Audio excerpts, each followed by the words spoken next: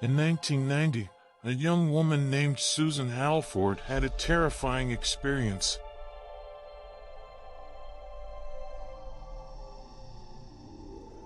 She was driving on a quiet back road in Texas when her car flipped to the side. When she tried to get out of the car,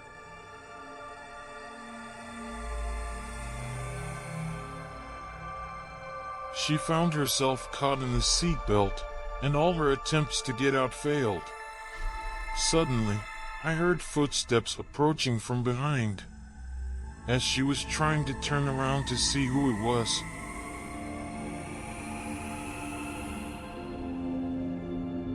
she heard an unnatural voice shouting, "Don't look back." Susan panicked and immediately turned, not finding anything. When she turned to look ahead, she saw someone approaching to help her. Susan is eventually saved, but she still remembers that strange voice that saved her life, and wonders who the person who was about to help her was.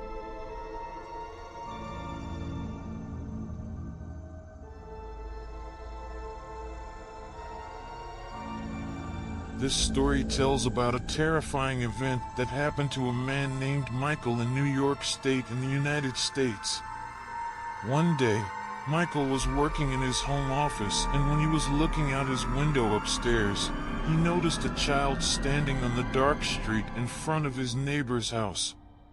The strange thing was that the child was wearing strange clothes, and his face was scary and his features could not be seen clearly. Michael marveled at the presence of the child so late at night and in this dark atmosphere. Michael tried to move out of the house and head outside to see what was going on.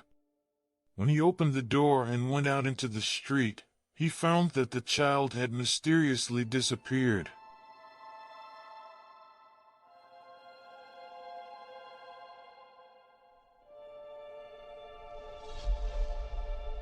Michael scanned the area and found no trace of the child. He returned home feeling astonished and terrified, and a voice coming from behind him whispered, "I don't like rain."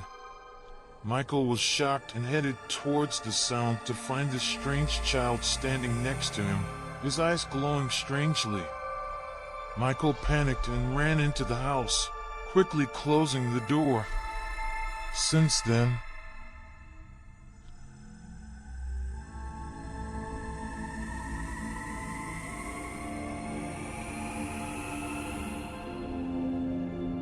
Michael has not seen the mysterious child again, but he still feels terrified and tense when he remembers that terrifying night. Black Manchester. This story goes back to 1837 in Manchester, England, when the body of a young woman is found murdered and dumped on the side of the road. It was revealed that she had been severely attacked and her face was horribly disfigured, causing panic in the local community and making people wonder about the identity of the mysterious killer who had not been revealed so far. The story of the White Mummy. This story dates back to 1911 in the Andean region of the Andes Mountains in southern South America, when a group of explorers found an unusual mummy's body in an ice cave. The body was strangely wrapped and was thought to belong to a young child. What amazed and terrified was the color of the white skin and blonde hair that the corpse bore, which raised many questions about the origin and history of this mysterious mummy.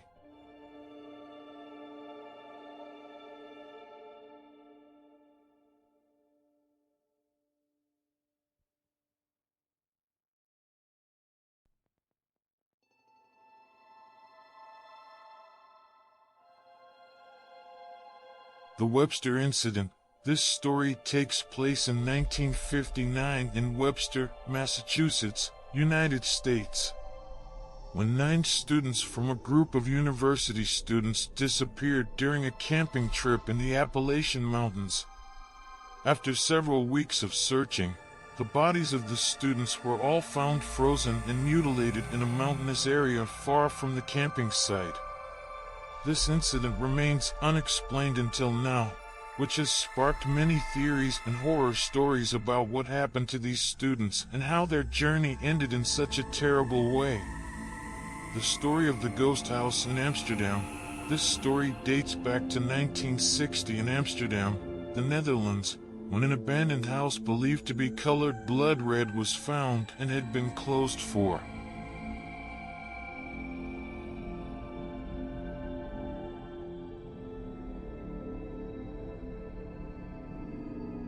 2 years without any trace of its owners.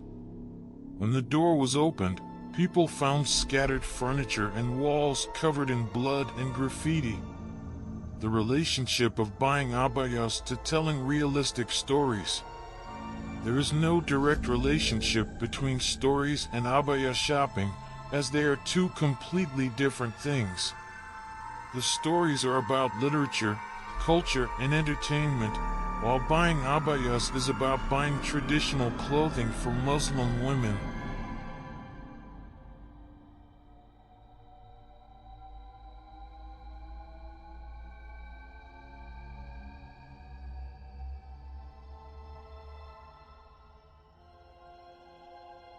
However, there could be some creative uses for stories in the promotion or marketing of abayas. For example, short stories or novels dealing with abayas can be used as part of a story or highlight certain aspects of Arab culture and heritage associated with wearing abayas, noting that you can purchase using the Dana discount code for all abayas. These stories may be part of marketing campaigns for abayas, where they are used to generate interest and engage with potential customers.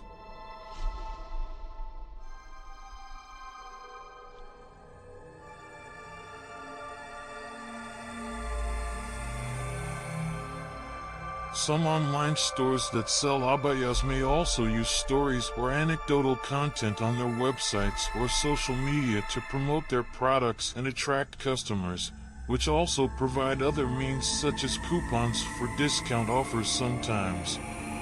The stories may be used to emphasize the quality and elegance of the abayas on display and to highlight the cultural and heritage values associated with these garments.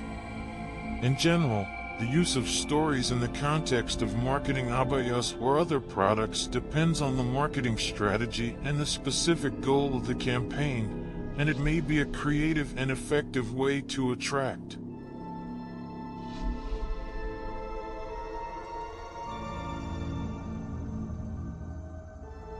customers and build an interactive relationship with them.